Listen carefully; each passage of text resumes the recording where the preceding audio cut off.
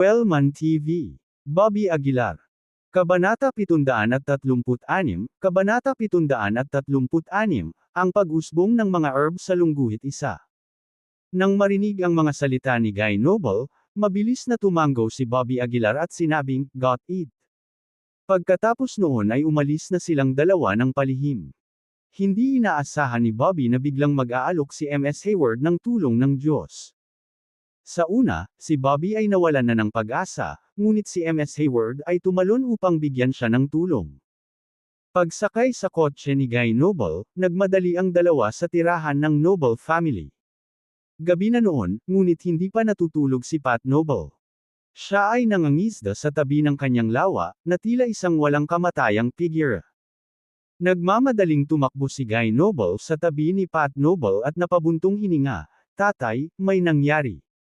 Sumulyap si Pat Noble sa kanya at sinabing, "Ano ang nangyari? Huwag kang ang magulo." "Dad, nainsulto lang ako sa island banquet," galit na sabi ni Guy Noble. Sinabi niya na ang aming Downton City ay isang lugar na kasing laki ng umutot, at kami ay isang maliit na aristokratikong pamilya na hindi pa nakikita ang totoong mundo. Nang marinig ito, mukhang medyo hindi magandang tingnan ang mukha ni Pat Noble. Nagpatuloy si Guy Noble, sinabi pa niya na mula kami sa isang malayong nayon sa bundok at tinawag kaming tigre. "Mga unggoy," paalala ni Bobby sa gilid. "Tama, tinawag niya tayong mga unggoy." Sinabi ni Guy Noble sa pamamagitan ng pagngangalit ng mga ngipin. Pagkatapos ng mga panlalait na ito, talagang napakapangit ng mukha ni Pat Noble, halos itim. Magkapareho ang ugali ng mag-ama, parehong gustong mambola. Hanggat pinupuri sila, ituring nilang kaibigan ng tao. "Bobby, lumabas ka muna." Sinubukan ni Pat Noble na pigilan ang kanyang galit habang nagsasalita siya sa isang pinong paraan. Tumango si Bobby at sinabing, "Sige. Damn it, how dare he insult the Noble family." Patay na siya. Pagkalabas ni Bobby, narinig niya ang galit na dagandong ni Pat Noble mula sa kanyang likuran. Hindi napigilan ni Bobby na i-click ang kanyang dila ng palihim. Ang mga mapagmataas na tao tulad ng maharlikang ama at anak ay medyo bihira. Makalipas ang mga 10 minuto, lumabas si Guy Noble sa silid. Sa malungkot na mukha, sinabi niya, "Bobby, sabi ng tatay ko na magsisilbi kang opisyal ng panauhin para sa Noble family sa loob ng 20 taon. Walang problema." Walang pagdadalawang isip na pumayag si Bobby. Nagpatuloy si Guy Noble, "Sa loob ng 4 na araw, personal akong magdadala ng taong tutulong sa iyo." Tuwang-tuwa si Bobby at mabilis na iniyuko ang kanyang kamay, "Salamat, Mr. Noble." Ikinaway ni Guy Noble ang kanyang kamay at ngumuso, "Gusto kong ipakita kay MS Hayward kung ano talaga ang Noble family, hindi kami mga unggoy." "Tama.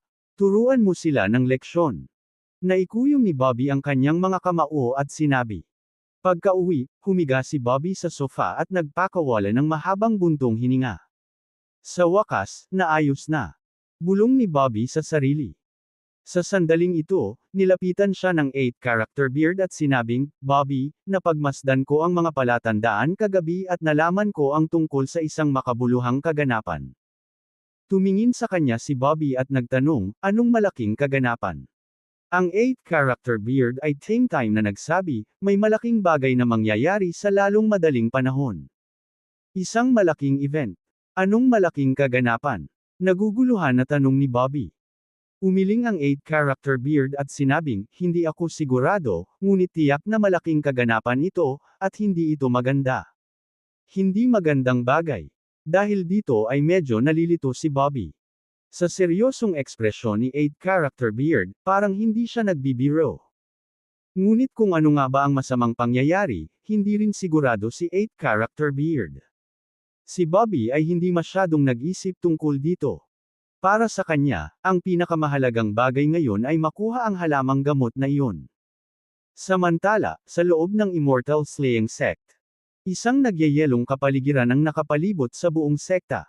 Sa gitna ng mga sirang pader at mga guho, biglang lumitaw ang isang lalaki. Ang lalaki ay may malamig na mukha, matangkad, at isang pares ng napakalalim na mata. Ang selyo. Ito ay talagang nasira. Huminga ng malalim ang lalaki, at sa isang iglap, ang kanyang mga mag-aaral ay napuno ng kadiliman. Pagkatapos, itinaas ng lalaki ang dalawang kamay at binibigkas ang mga salita sa ilalim ng kanyang hininga.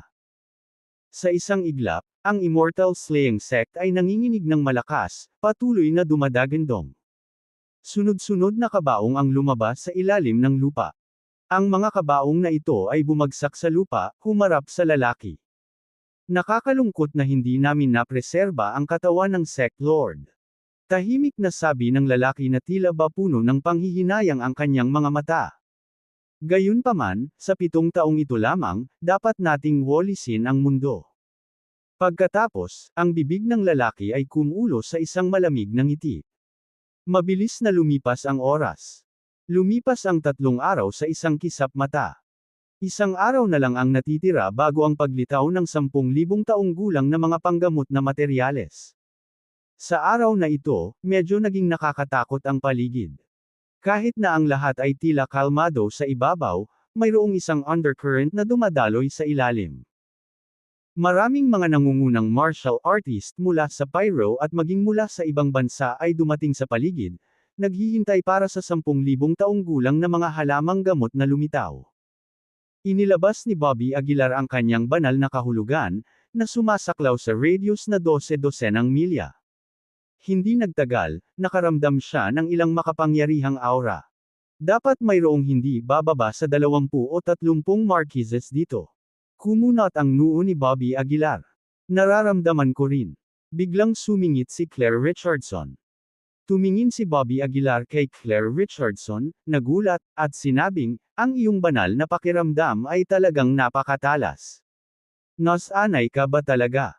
Hindi ko alam kung bakit, ngunit ang aking divine sense power ay tila nagbabago araw-araw. Napailing si Claire Richardson. Nanatiling tahimik si Bobby Aguilar, ngunit medyo nag-aalala siya sa kanyang puso. Ang kinatatakutan niya ay hindi ang babaeng nakamaskara, kundi ang babaeng nakamaskara at si Claire Richardson ay hindi iisang tao ngunit hiniram lang ang katawan ni Claire para sa kanyang muling pagkabuhay. Kung iyon ang kaso, ito ay magiging mahirap. Kailangan kong humanap ng oras para bisitahin ang Scripture Pavilion sa lalong madaling panahon.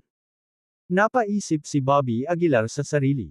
Pagsapit ng gabi, si Bobby Aguilar ay paikot-ikot, hindi makatulog. Nakatayo siya sa tabi ng bintana, pinagmamasdan ang tanawin sa labas. Bukas ang araw na lilito ang banal na gamot, ngunit napakatahimik dito. Nagsalubong ang kilay ni Bobby Aguilar. Sa ilalim ng normal na mga pangyayari, ang paglitaw ng 10,000 taong panggamot na materyales ay tiyak na magiging sanhi ng isang pangitain na lumitaw sa pagitan ng langit at lupa. Siguro ito ang kalmado bago ang bagyo. Umiling si Bobby Aguilar. Tumalikod siya at pumasok sa kwarto, kinuha ang phone niya. Sa oras na ito, ang Martial Arts Forum ay hindi kapani-pani walang masigla, na walang tumatalakay sa 10,000 taong panggamot na materyales. Halos lahat ay tinatalakay ang malaking labanan sa pagitan ni Jackson Harris at ng Heaven Swallow ang Python. Pagkatapos ng 3 araw ng patuloy na pakikipaglaban, matagumpay na nagtagumpay si Jackson Harris. Isang kapansin-pansing headline ng balita ang nakakuha ng kanyang mata. Tulad ng inaasahan kay Senior Jackson Harris. Medyo nagulat pa si Bobby Aguilar. Mahalagang malaman na kapwa ang Heaven Swallow ang Python at Jackson Harris ay nasa peak form of military marquee realm. Mahirap talunin ang isang demonyong hayop sa parehong kaharian. At higit pa rito, halos imposibleng talunin ang isang Earth-ranked demonic beast.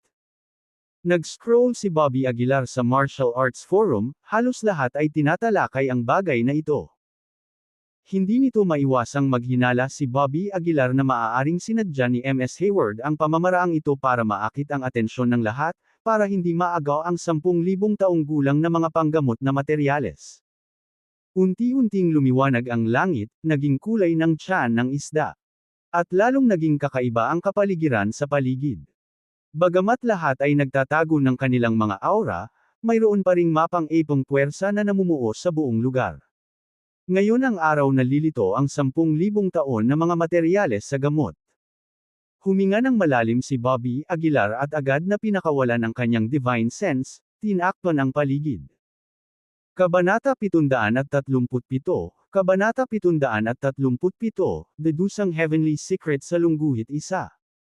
May mga banayad, mailap na paghinga na nakatago sa paligid, na may hindi bababa sa 12-dosenang mga tao sa malapit.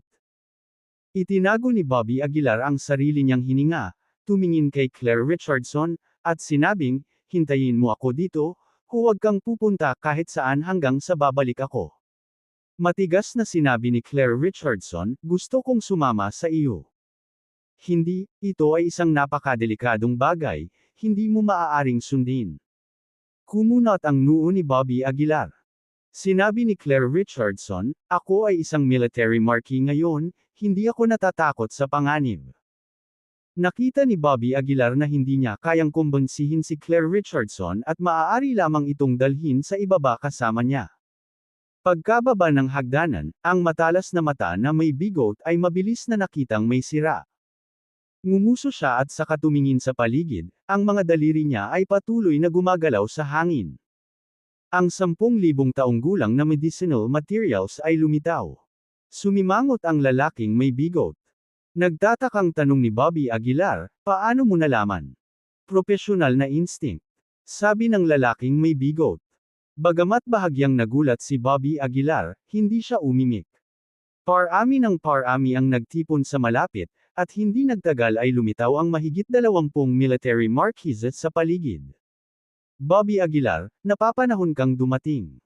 Sa sandaling ito, lumakad sina Lovell Polly at Perry Elliott. Sumulyap si Bobby Aguilar sa kanila at hindi umimik. Hindi siya nag-abala sa pakikitungo kina Lovell Polly at Perry Elliott. Mayroong 12-dosenang mga military marquises na sinusubukang kunin ang 10,000 taong gulang na medicinal materials ngayon. "Sa tingin mo ba may pagkakataon ka?" Malamig na umungol si Perry Elliott. "Itikom mo ang bibig mo, may pagkakataon man ako o wala ay walang kinalaman sa iyo." Malamig na sabi ni Bobby Aguilar. Bahagyang bumantong hininga si Perry Elliott at nanunuyang sinabi, "Bobby Aguilar, mag-ingat ka, baka sakaling may magtangkang saksakin ka sa likod." "Ito ba ay isang banta?" Nanlamig ang mukha ni Bobby Aguilar, at humakbang siya pasulong. Isang mapang-apang aura ang sumugod, at bahagyang nagbago ang mukha ni Perry Elliott. "Bobby Aguilar, nandito kami para tulungan ka. Paano ka namin nababantaan?" Mabilis na pumasok si Lovell Polly para mamagitan.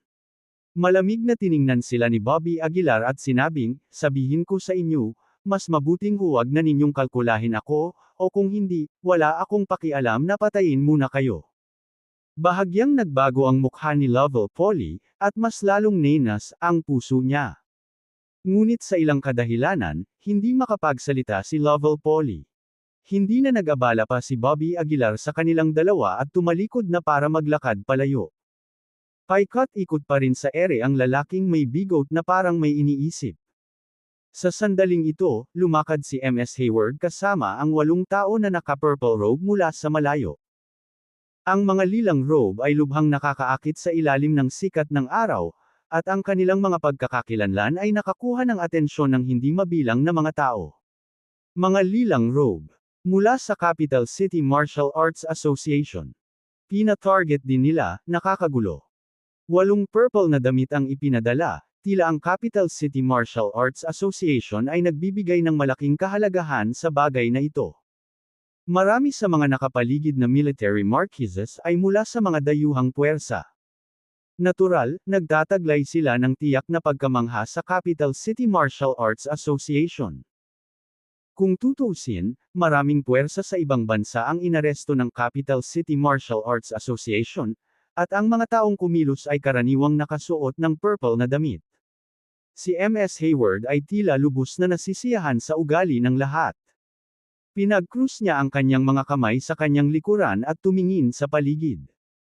Saan man mapunta ang kanyang tingin, lahat ay likas na itinalikod ang kanilang mga mukha upang hindi makita ang kanyang mga mata.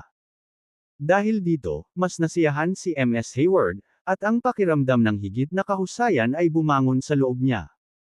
Pagkatapos, naglakad si MS Hayward patungo sa direksyon ni Bobby Aguilar kasama ang kanyang entourage. Hindi ako makapaniwala na naglakas loob ka talagang lumapit. Sabi ni MS Hayward na may singkit na mga mata. Why wouldn't dare? Kahit na ang isang matandang hayop na tulad mo ay narito, paano ko mapapalampas ang kasiyahan? Panunuya ni Bobby Aguilar. Ngumisi si MS Hayward, talas ang dila, tingnan natin kung hanggang kailan ka mananatiling mayabang. Pagkatapos sabihin iyon, sumulyap si MS Hayward sa gilid ni Bobby at ngumisi, kayong tatlo lang, at maglakas loob kayong magpatong ng mga kamay sa 10,000 taong gulang na medicinal materials. Nagdedelusyon ka. Pagkatapos, tumingin siya kay Claire Richardson at pinagtawanan, nagdala ka pa ng ganoong batang-bata para mamatay. Pero aaminin ko, Bobby, napakaswerte mo sa mga babae. Una, nagdusa si Emily Taylor para sa iyo. Ngayon, ang munting batang ito ay handang sundan ka hanggang sa kanyang kamatayan. Pagbanggit kay Emily Taylor, medyo nagdilim ang mukha ni Bobby. You better shut your mouth, malamig na babala ni Bobby. Hindi pinansin ni MS Hayward si Bobby at sa halip ay ngumiti kay Claire Richardson. Young lady, sa iyong edad at talento para makapasok sa military marquee realm, ang iyong likas na talento ay hatid ng langit. Interesado ka bang sumali sa Capital City Martial Arts Association? Nakangiting tanong ni MS Hayward. Binigyan ni Claire ng masamang tingin si MS Hayward at nanatiling tahimik. Si MS Hayward ay nagpakita ng mabait na anyo at nagpatuloy, ang pagsali sa Capital City Martial Arts Association ay isang opisyal na posisyon, isang maluwalhati at mapagmataas na bagay na dapat gawin. Ito ay mas mabuti kaysa sa pagsunod sa isang maliit na thug. Pagtingin kay MS Hayward sa kanyang harapan, tumango si Claire, old hag, shut your mouth, you have bad breath. Sa kanyang sinabi, agad na nagdilim ang mukha ni MS Hayward. Malamig niyang tinitigan si Claire at sinabing, ikaw ay walang utang na loob na kahabag-habag, gusto kong makita kung anong uri ng katapusan ang naghihintay sa iyo. Sa sarkastikong ekspresyon, sumagot si Claire, sa edad mo, duda ako na mabubuhay ka pa sa araw na iyon. Baka mapatay ka na lang bukas. Ikaw. Nanlamig ang mukha ni MS Hayward. Ngumisi siya sa galit, itinuro si Claire at sinabing, fine, fine. Sana hindi ka magsisi. Dahil alam niyang hindi siya makakaintindi sa mga salita, umalis si MS Hayward kasama ang 8 lalaking nakasuot ng lila. Parami ng parami ang mga taong nagkukumpulan, at maraming mga marquis ang nagkukumpulan. Ang ilan sa mga grupo ng 3 o 5, ang ilan sa mga grupo ng 7 o 8, at ang pinakamakapangyarihang puwersa ay natural na ang Capital City Martial Arts Association. Bakit hindi pa sila dumarating? Napasulyap si Bobby sa oras at hindi maiwasang sumimangot. Nakalimutan na kaya ito ni Guy Noble. Sa pagkakataong iyon, may lumapit na matandang lalaki mula sa hindi kalayuan. Nang makita ang matanda, maraming marquises ang umakyat para batiin siya, kasama na si MS Hayward. Sino ang taong iyon? Medyo nagulat si Bobby nang makita ang mga reaksyon ng mga tao. Mula sa ugali ng lahat sa kanya, malamang na hindi simpleng karakter ang lalaking ito. Master Baldwin Daniels of the Dusang Heavenly Secrets, sagot ng lalaking may bigot. Guro ng pagbabawas ng mga lihim sa langit. Mas lalong nagulat si Bobby. Ang lalaking may bigot ay tumango at nagsabi, umaasa sila sa paghuhusga ng mga makalangit na lihim upang matukoy ang lokasyon kung saan lumilitaw ang mga kayamanan, kaya medyo sikat ang mga ito. Kaya may ganoong propesyon. Ungol ni Bobby at sinabing, hindi naman, kailangan kong pumunta at tingnan. Nang matapos ay tumakbo na si Bobby. Habang naglalakad si Bobby, malamig na tiningnan siya ni MS Hayward. Hindi ka welcome dito, malamig na sabi niya. Sumulyap si Bobby sa kanya at sumagot, nandito ba ako para makita ka? Ano ang kinalaman nito sa iyo? MS. Tama si Hayward. Hindi ka talaga welcome dito. Baldwin Daniels ay nagsalita din ng walang pakialam. Nang makita ito, nagsalubong ang mga kilay ni Bobby. Magwala. Malamig na saway ni MS Hayward. Inilibot ni Bobby ang kanyang tingin sa paligid at napansin niyang tila may bahid ng lamig sa mukha ng lahat.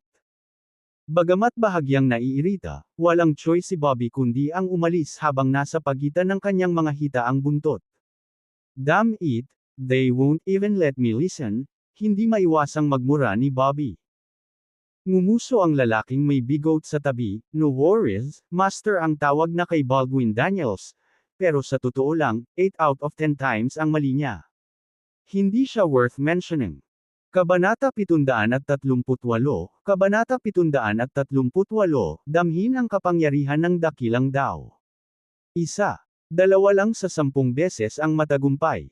Isang rate ng tagumpay na 20% lamang.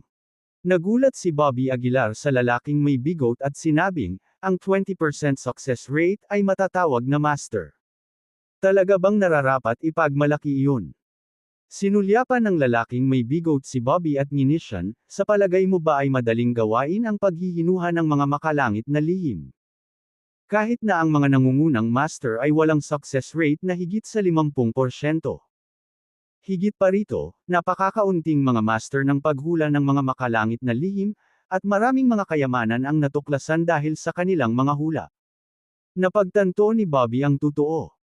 Nangangahulugan ito na maraming mga kayamanan ang nahayag dahil sa mga hula na ginawa ng mga naghuhula na mga master na nagawang mahulaan ang kanilang hitsura ng maaga. Mayroon na bang nakapagpapataas ng kanilang kakayahang maghinuha ng mga makalangit na lihim sa 100%? Naguguluhan na tanong ni Bobby. Ang pagbabawas ng mga makalangit na lihim ay isang uri ng kakayahang maunawaan ang dakilang daw, na likas sa isang tao. Mahirap palitan pagkatapos, sagot ng lalaking may bigoat.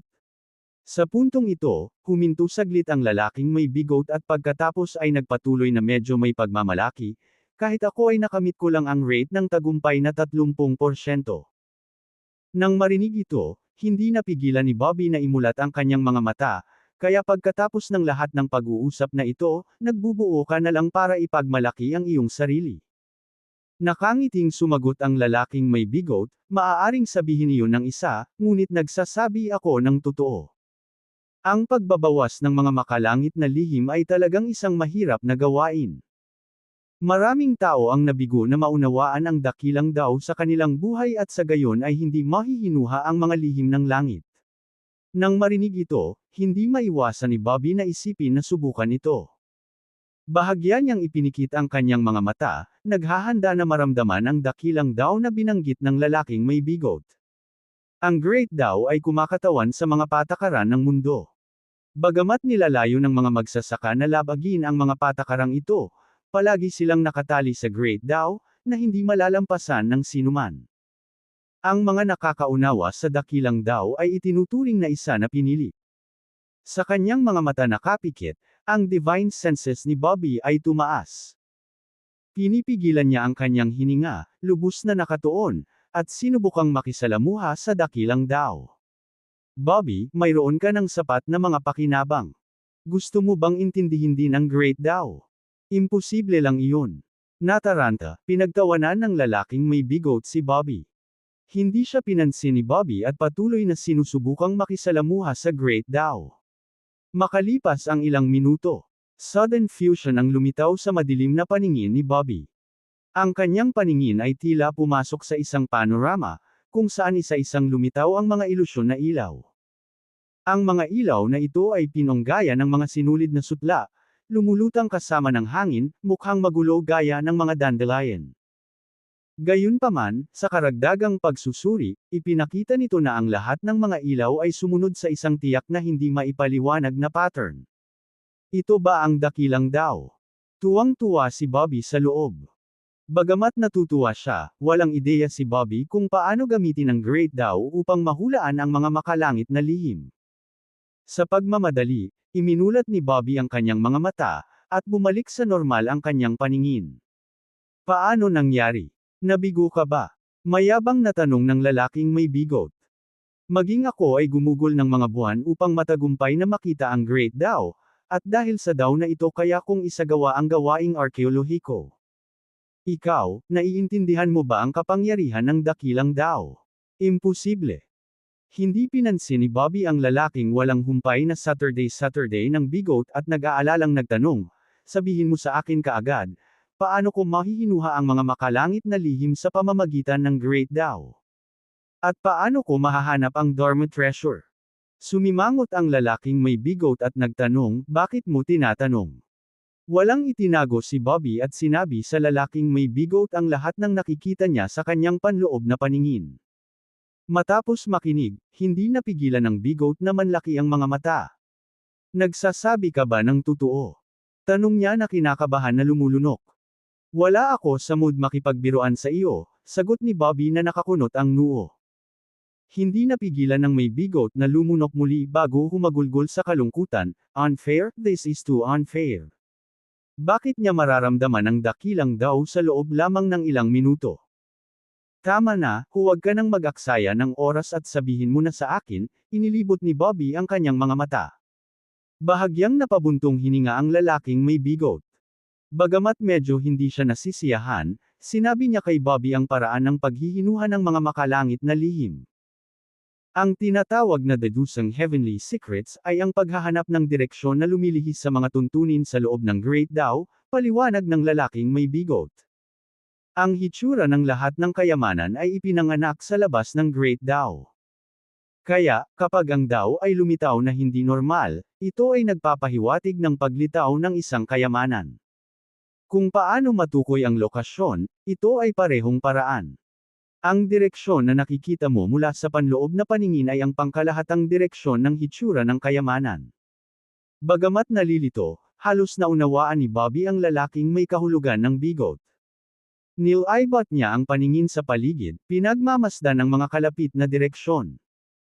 Pagkatapos, muling ipinikit ni Bobby ang kanyang mga mata, sinubukang hanapin muli ang dakilang Dao.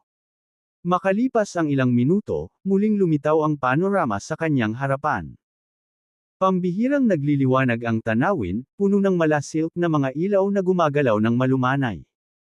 Napatitig si Bobby sa misteryosong liwanag sa kanyang harapan, sinusubukang humanap ng pattern sa kanilang mga galaw.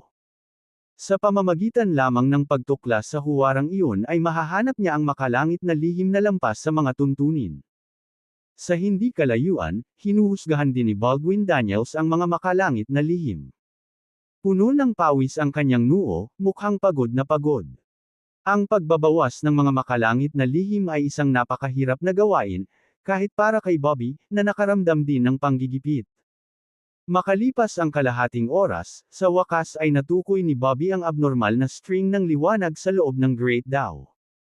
Ang liwanag na linyang iyon ay lubhang nabalisa sa panloob na paningin, nakahawig ng isang walang ulo na langaw. Higit pa rito, ang liwanag na linya ay naging lalong hindi mapakali, gumagalaw ng higit at higit na hindi regular. Ito na iyon, nilock ni Bobby ang light string. Ang nabalisa nitong mga galaw ay nagpapahiwatig na ang 10,000 taong gulang na medicinal materials ay papalapit na sa paglitaw. Biglang natarante si Bobby, ang kanyang divine senses ay tila humakbang sa inner vision. Gamit ang kanyang malakas na divine sense, pinagsama ni Bobby ang mga imahe sa kanyang memorya sa panloob na pangitain. Mabilis na natukoy ni Bobby ang direksyon ng hindi mapakali na liwanag. Ito ang hinihinalang lihim ng langit. Biglang iminulat ni Bobby ang kanyang mga mata at mabilis na tumingin sa dakong timog silangan. Ang lokasyon ng 10,000 taong gulang na medicinal materials ay nasa timog silangan, mataimtim na sabi ni Bobby. Kasabay nito, bahagyang iminulat din ng lalaking may bigot ang kanyang mga mata. Lumapit siya kay Bobby na may hindi sinasadyang ekspresyon ng paghanga sa kanyang mukha at iniabot ang kanyang hinlalaki. Hindi ako naniniwala na ngayon mo lang naramdaman ang Great Dao, pero ngayon naniniwala na ako sa iyo. Damn it, isa kang tunay na henyo. Naguguluhan na tanong ni Bobby, bakit mo nasabi iyan? Itinuro ng lalaking may bigot ang timog silangan at sinabing, ang direksyon na aking hinuha ay nasa timog silangan din. Ilang minuto lang para maramdaman ang Great Dao. Napaka-unfair, hindi niya maiwasang maiyak. Sa sandaling ito, sa hindi kalayuan, biglang iminulat ni Baldwin Daniels ang kanyang mga mata. Nang makita ito, nagmamadaling nagtipon ang lahat. Master Daniels, paano? Saan lilito ang 10,000 taong gulang na medicinal materials? Sabik na tanong ni MS Hayward.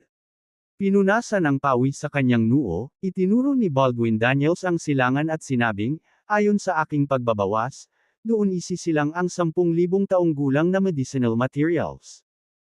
Kabanata 739, Kabanata 739, ako, si Bobby Aguilar, walang kinatatakutan.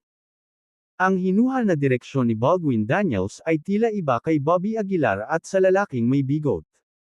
Itinuro niya ang silangan, habang si Bobby Aguilar at ang lalaking may bigot ay naniniwalang ito ay nasa timog silangan. Bakit ang pagkakaiba? Naguguluhan si Bobby Aguilar. Ipinaliwanag ng lalaking may bigot, masyadong maraming kawalan ng katiyakan sa landas ng langit, kaya iba't ibang resulta ang maaaring mangyari sa bawat pagkakataon. Karaniwan, ang mga masters ay naghihinuhan ng maraming beses upang matukoy ang posisyon. Kumunot ang noo ni Bobby Aguilar, ibig sabihin ba nito ay baka hindi rin authentic ang resulta natin? Hindi. Umiling ang may bigot. Ibig kong sabihin, para sa ordinaryong Dharma treasure na lumitaw, ang mga palatandaan ng kapanganakan ng 10,000 taong gulang na mga panggagamot na materyales ay medyo kitang-kita, kaya ang aming haka-haka ay hindi magiging isang problema. Hinaplos ni Bobby Aguilar ang kanyang baba at sinabing, ibig sabihin may problema kay Baldwin Daniels. Bahagyang ngumuso ang lalaking may bigot, si Baldwin Daniels ay may ordinaryong talento, at siya ay isang walang kabuluhang tao. Siya ay umaasa sa kanyang mga kakayahan upang maghanap ng katayuan sa lipunan sa buong araw, kaya ang kanyang mga kakayahan ay natural na lumalala. Bahagyang tumanggo si Bobby Aguilar. Tulad ng sinabi ng bigot, ang mga taong may tunay na lakas ay hindi kailangang makipagpunyagi para sa katayuan sa lipunan. Ang kayamanan at katayuan ay bunga lamang ng lakas ng isang tao. Master Daniels, umaasa kami sa iyo sa pagkakataong ito. Natawa si M.S. Hayward. Baldwin Daniels waved his hand casually, smiling, it's just a trivial matter. Hindi dapat banggitin.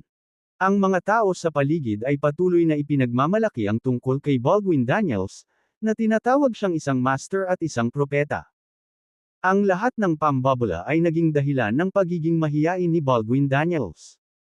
Hey, mukhang kahit sino ay maaaring maging master sa mga araw na ito. Hindi napigilan ng lalaking bigot, bumubulong-bulong sa ilalim ng kanyang hininga. Kahit mahina ang boses niya ay malinaw pa rin itong narinig. Anong sabi mo? Pinaningkitin ni M.S. Hayward ang kanyang mga mata. Kinilig ang bigot at mabilis na ngumiti, wala. Nagsasalita lang ako ng walang kwenta. Si M.S. Hayward ay naghahanap na ng pagkakataon para makitungo sa lalaking bigot. Halos hindi na niya ito pakakawalan ngayon.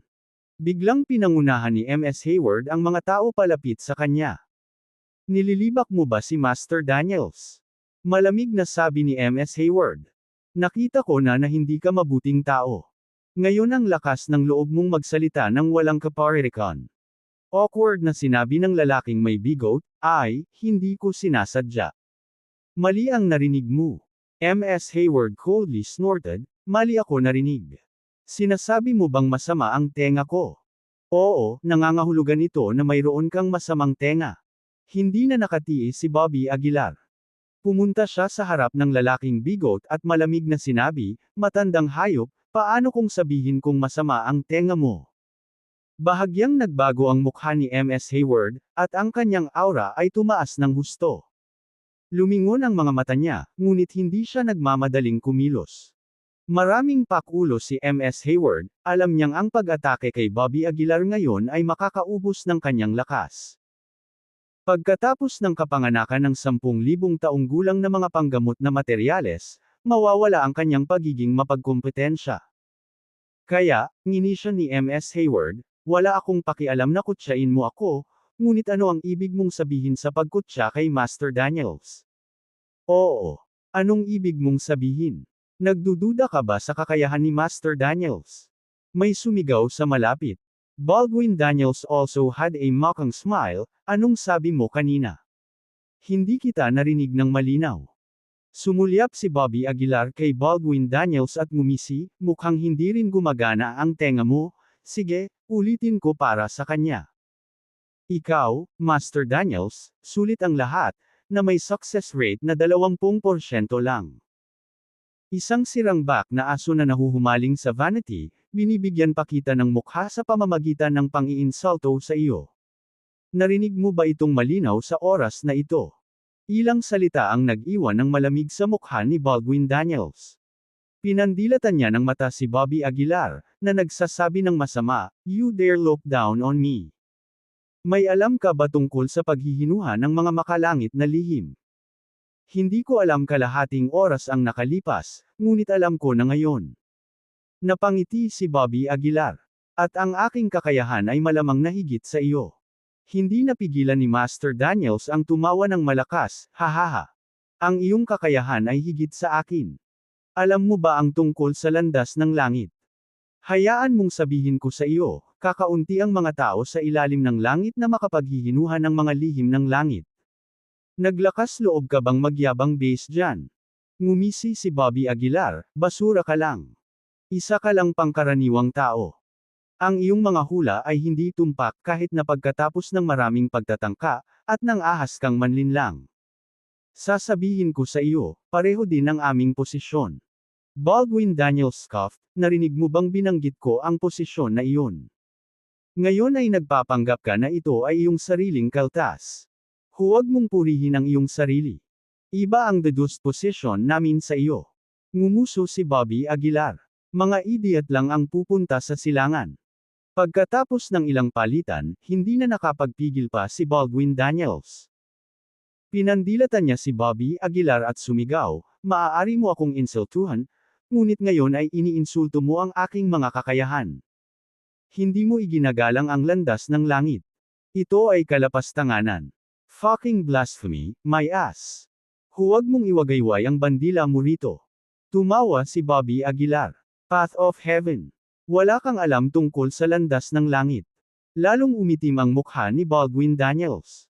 Huminga siya ng malalim at sinabing, "Ang hindi paggalang sa akin ay kawalang galang din sa langit. Kung hindi ko siya papatayin, magagalit ako kay Heaven at magdadala ng kapahamakan." Ang mga salitang ito ay malinaw na sinadya upang manggulo. Sa tingin ko tama si Master Daniels. M.S. Hayward echoed. Bilang resulta, mahigit 20 marquises ang nagsisiksikan sa unahan. Pinalibutan nila si Bobby Aguilar at ang kanyang mga kasama, na naglalabas ng makapangyarihang espiritong mamamatay tao. Malamig na tiningnan ni Bobby Aguilar ang mga tao sa paligid niya at sinabing, "Ang daming walang utak na tanga. Obviously, ginagamit ka niya. Hindi mo ba nakikita iyon? Wala itong kinalaman sa iyo." Malamig na sabi ng nasa malapit. Hinawakan ni M.S. Hayward ang kanyang mga kamay sa kanyang likuran at mahinang sinabi, "Ang lalaking ito ay may matinding sama ng loob sa aking Capital City Martial Arts Association." Sa sandaling lumabas ang kanyang mga salita, ang lahat ay mas sabik at tila handa na kumilos. Pakiusap huwag siyang patayin, iwanan siya sa buhay ng isang aso, at pagkatapos ay sirain siya. Sabi ni M.S. Hayward sabay ngiti ng nakakaloko. Malamig na tiningnan ni Bobby Aguilar si M.S. Hayward at sinabing, "Matandang hayop, tandaan mo ito, mamaya ko na ipahamak ang alaga mo." Pagbanggit kay Broderick, muling nagdilim ang mukha ni M.S. Hayward. "Kumilos kayong lahat. Ang Capital City Martial Arts Association ay may utang na loob sa inyong lahat ng pabor." Malamig na sabi ni M.S. Hayward. Lumakas ang mga mamamatay tao na espiritu, at ang mga aura ng higit sa 20 marquises ay napakalakas. Hindi napigilan ni Bobby Aguilar na makaramdam ng pressure, sa kabila ng kanyang lakas. "Taong bigot, protektahan mo si Claire Richardson." Napatingin si Bobby Aguilar sa lalaking bigot. Pagkatapos, humakbang pasulong si Bobby Aguilar, at ang gintong liwanag ay sumabog mula sa kanyang katawan. Ang nangingibabaw na aura ay nagpang-inig sa puso ng lahat. "Halika na. Ako, si Bobby Aguilar, walang takot sa sinuman." Umungol si Bobby Aguilar, umaagos ang dugo at umabot sa sukdulan ang kanyang aura. Kabanata 740, Kabanata 740, Guy Noble vs M.S. Hayward sa Lungguhit 1. Isang nakakatakot na pagdagsa ng enerhiya ang nagmula kay Bobby Aguilar, na kumalat sa lahat ng direksyon. Ramdam ang matinding cold-killing intent mula kay Bobby, hindi sinasadyang nagbago ang mukha ng lahat. Tulad ng inaasahan kay Bobby Aguilar, talagang karapat-dapat siya sa kanyang reputasyon. May ngumisi.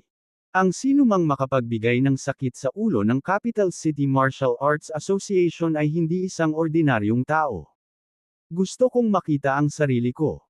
May malamig na sumangot, nagtaas ng kamay para hawakan ang ulo ni Bobby. Malamig na sinulyapan siya ni Bobby, mabilis na ikinuyom ang kamao at binasag iyon. Ang mga anino ng gintong kamao ay nakakubli sa kalangitan, tulad ng gintong araw na tumatakip sa lupa. Boom! Sa sandaling nagbanggaan ang mga kamao, ang umaataking si Marky ay direktang natangay. Ang kanyang mga buto ng kamay ay agad na nabali, at ang lakas ay bumagsak pa sa kanyang dibdib. Puff! Ang umatake ay nagluwa ng isang subo ng dugo. Gusto niyang bumangon ngunit nalaman niyang tuluyan nang bumagsak ang kanyang dibdib. Malamang na magtatagal bago mabawi. Nang makita ito, hindi napigilan ng lahat na mapasinghap sa gulat. Sa isang suntok lang, isang Marky ang napilayan. Gaano siya kalakas? Ito ay isang preterm military Marky, hindi nagkakahalaga ng pagbanggit. May humakbang pasulong. Ang taong ito ay maikli, ngunit ang kanyang aura ay napakalakas. Peak form of military Marky. Nang maramdaman ang kanyang aura, bahagyang nagsalubong ang mga kilay ni Bobby. Sa mga taong ito, walang nakakaalam kung gaano karaming peak form military Marky ang nakatago. Si Bobby ay ganap na hindi nakayanin ang peak form of military Marky realm. Lahat, sabay tayong umatake. May nagmungkahi sa sandaling ito.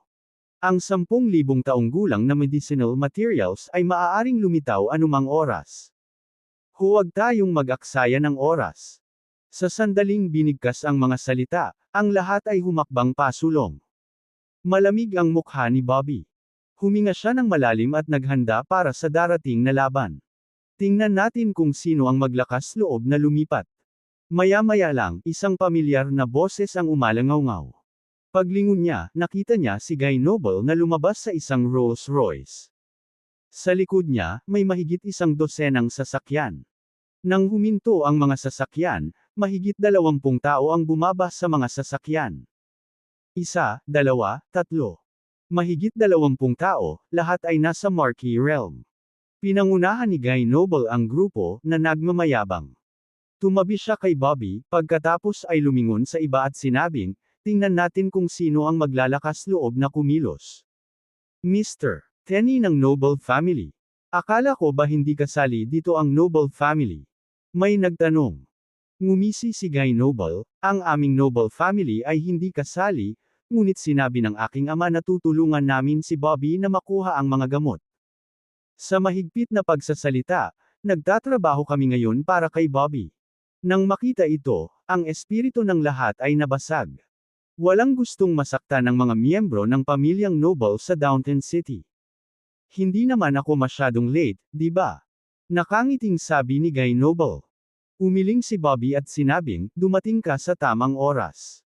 Ang lahat ay walang kamalay-malay na napaatras, at ang mga kakagalaw pa lang ay nag-alis din ng kanilang mga iniisip. Hindi nakakagulat na ang batang ito ay mayabang, na may suporta ng pamilyang Noble. Hindi napigilan ni Lovell Polly ang mapangiti mula sa malayo. Hindi napigilan ni Perry Elliott na sumimangot, at bakas sa mukha niya ang pag-aatubili. Kaya ikaw si Mr. Tenny ng Noble Family, sabi ni MS Hayward, na sumulong sa oras na ito. Tumayo siya habang ang kanyang mga kamay ay nakatiklop sa kanyang likuran, na nagsasabing, ako ay mula sa Capital City Martial Arts Association. Kung handa kang umalis, siguradong may utang na loob sa iyo ang asosasyon namin. Tinitigan ni Guy Noble si MS Hayward at sinabing, matanda, hindi ako interesado sa bastos na 10,000 taong gulang na material na panggamot na ito. Ang pakay ko rito ay linisin ang kalat na ginawa mo. Maliit ang tingin mo sa Noble Family. Tinatawag kaming mga unggoy. Ipapakita ko sa iyo kung sino ang unggoy. Tungkol sa Capital City Martial Arts Association, ano ang kinalaman niyan sa akin? Old thing, maya-maya, papapatan ko ng plancha yang kulubot mong mukha. Matapos magpigil ng ilang araw, sa wakas ay sinabi ni Guy Noble ang kanyang isip. Hindi magandang tingnan ang mukha ni Ms. Hayward, para siyang kumain ng tae. Malamig niyang tinitigan si Guy Noble at nagngangalit na mga ngiping sinabi, "Ikaw na munting bastard, kilala mo ba kung sino ang iyong kausap?" "Alam ko. Kausap ko ang isang matandang hayop, isang matandang unggoy na sa tingin nila ay napakagaling nila." Ngumuso si Guy Noble. Nang marinig ito, hindi na nakapagpigil si Ms. Hayward. Ang kanyang aura ay sumambulat ng hindi mapigilan, at ang malakas na presensya ng peak form of military marquee ay agad na bumalot sa buong silid. Bilang isang pangunahing tauhan sa Capital City Martial Arts Association, ang lakas ni Ms. Hayward ay nagsalita para sa sarili nito. Sa kanyang mga kapantay, halos hindi siya nakatagpo ng anumang mga kalaban. Ramdam ang aura ni Ms. Hayward, bahagyang nagbago ang ekspresyon ng lahat. Hindi nakakagulat na siya ay mula sa Capital City Martial Arts Association, lihim na bulong ng isang tao. Malamig na tinitigan ni Ms. Hayward si Guy Noble at sinabing, "Munting hayop, kahit na galing ka sa noble family, sa tingin mo ba talaga natatakot ako sa iyo?"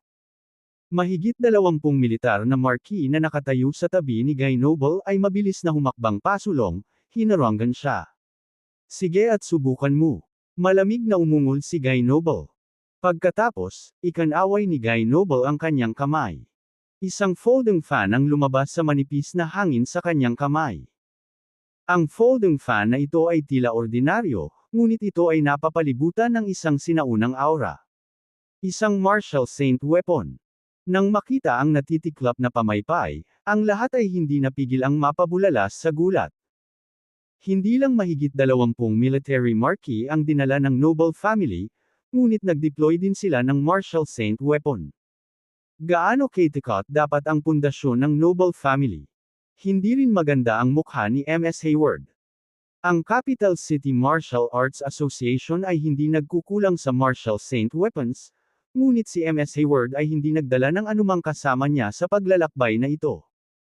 "Halika, tingnan natin kung masasample kita hanggang sa mamatay ng natitiklap na pamaypay na ito." Sigaw ni Guy Noble. Bagamat labis na nagalit si Ms. Hayward, alam niyang hindi ito ang tamang panahon para kumilos. Masisisi lang niya ang sarili niya sa pagmamaliit sa noble family, kung hindi siya makakatagpo ng ganitong bulok na sitwasyon. Ang noble family, ha? Tatandaan ko ito." Huminga ng malalim si Ms. Hayward at saka tumalikod para umalis. Nagpatuloy ang panunuya ni Guy Noble, "Matandang hayop, mas mabuting umalis ka sa Downton City sa lalong madaling panahon, o dudurog ko ang iyong mukha sa isang pulpol." Galit na galit si Ms. Hayward, na tinawag na "matandang hayop" ng maraming tao sa loob ng isang araw. Bilang isang pangunahing tauhan sa Capital City Martial Arts Association, hindi niya matitiis ang insulto ng mga junior na ito. Ms. Hayward, hindi na kailangang masaktan ang noble family, payo ni Baldwin Daniels. Nandito si Guy Noble para tulungan si Bobby Aguilar, at iba ang ruta ni Bobby sa atin, kaya hindi na kailangang mag-alala. Bahagyang tumango si Ms. Hayward, at pagkatapos ay nagtanong, "Master Daniels, sigurado ka ba sa lokasyon na iyong nakalkula?" "Siyempre, walang problema." Sagot ni Baldwin Daniels na may malabong ngiti. Ms. Hayward, makatitiyak ka? Bahagyang tumango si Ms. Hayward at sinabing, "Kung makuha natin ang 10,000 taong gulang na mga panggamot na materyales sa pagkakataong ito, tiyak na kukunin ka ng Capital City Martial Arts Association bilang isang propesyonal na mangangaso ng kayamanan." Nang marinig ito, agad na natuwa si Baldwin Daniels. "Salamat, Ms. Hayward." Lumapit ang lahat kay Ms. Hayward, habang nakatayo si Guy Noble sa tabi ni Bobby Aguilar. "Utang ko sa iyo para sa oras na ito, at tatandaan ko ang pabor," sabi ni Bobby. Ikanaway ni Guy Noble ang kanyang kamay at sinabing, "Ang aming noble family ay palaging tumutupad sa aming salita." Bahagyang tumango si Bobby, pagkatapos ay sinabing, "Dapat na rin tayong umalis." Ikanaway ni Guy Noble ang kanyang kamay at sinabing, "Tara na."